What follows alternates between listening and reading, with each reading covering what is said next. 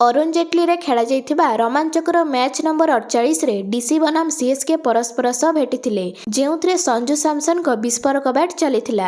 ଯେତେବେଳେ କି ବିପକ୍ଷ ଦଳର ବ୍ୟାଟିଂ ଫିକା ପଡ଼ିଥିଲା, ସେତେବେଳେ କେବଳ ଏକୁଟିଆ ସଞ୍ଜୁ ସାମସନ 87 ରନ୍ର ଅପରାଜିତ ଇନିଂସ ଖେଳିଥିଲେ ଏବଂ ସିଏସ୍କେକୁ ଜିତାଇ ଦେଇଥିଲେ।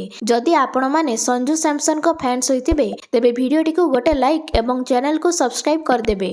ତେବେ ଡିସି ଅଧିନାୟକ ଅକ୍ସର ପଟେଲ ଟସ୍ ଜିତି ପ୍ରଥମେ ବ୍ୟାଟିଂ କରିବାକୁ ନିଷ୍ପତ୍ତି ନେଇଥିଲେ, କିନ୍ତୁ ଅକ୍ସରଙ୍କ ଏହି ନିଷ୍ପତ୍ତି ତାଙ୍କରି ଦଳ ଉପରେ ଭାରି ପଡ଼ିଥିଲା।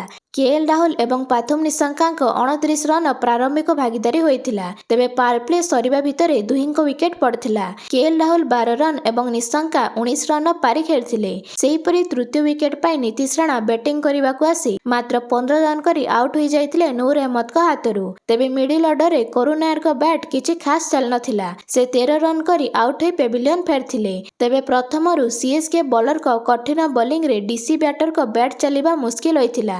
ଡିସି ବ୍ୟାଟ୍ସମ୍ୟାନ୍ ଫେଲ୍ ମାରିଥିଲେ ସିଏସ୍କେ ବୋଲରଙ୍କ ସାମ୍ନାରେ। ସେମାନଙ୍କ ବ୍ୟାଟ୍ରୁ ରନ୍ କରିବା ସଂଘର୍ଷପୂର୍ଣ୍ଣ ହୋଇଥିଲା।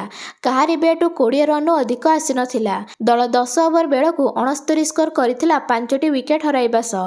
ପରେ ଟ୍ରିଷ୍ଟନ ଷ୍ଟବ୍ସ ଏବଂ ସମୀର ରିଜଭିଙ୍କ ସକ୍ଷମରେ ଦଳ 16 ଓଭରରେ 100 ରନ୍ ଅତିକ୍ରମ କରିଥିଲା। ଦୁହେଁ 65 ରନ୍ର ଭାଗିଦାରୀରେ ଦଳକୁ ମୁସ୍କିଲ ପରିସ୍ଥିତିରୁ ବାହାର କରିଥିଲେ। ତେବେ 19 ଓଭରରେ ସେଟ୍ ବ୍ୟାଟ୍ସମ୍ୟାନ୍ ଷ୍ଟବ୍ସଙ୍କ ୱିକେଟ୍ ପଡ଼ିଥିଲା। ଦଳର ସ୍କୋର ସେତେବେଳେ 134ରେ ଥିଲା। ଷ୍ଟବ୍ସ 38 ରନ୍ କରି ଜେମି ଓଭଟନଙ୍କ ହାତରୁ ଆଉଟ୍ ହୋଇଥିଲେ। ଏଣିକି ସମୀର ରିଜଭି 40 ରନ୍ର ଅପରାଜୟ ଇନିଂସ ଖେଳିଥିଲେ।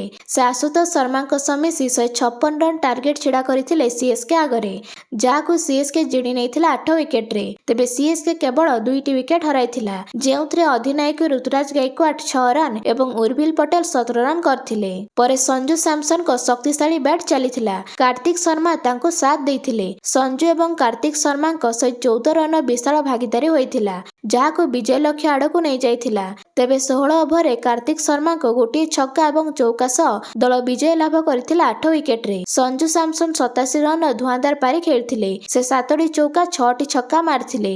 ଅନ୍ୟପଟେ କାର୍ତ୍ତିକ ଶର୍ମା 41 ରନ୍ର ପାରି ଖେଳିଥିଲେ। ତେବେ ସଞ୍ଜୁ ସାମସନଙ୍କ 87 ରନ୍ର ପାରି ଦଳକୁ 156 ଟାର୍ଗେଟକୁ ଚେସ୍ କରିବାରେ ସହଜ କରିଥିଲା, ଯାହା ପାଇଁ ତାଙ୍କୁ ପ୍ଲେୟାର ଅଫ୍ ଦ ମ୍ୟାଚ୍ ପୁରସ୍କାର ମିଳିଥିଲା।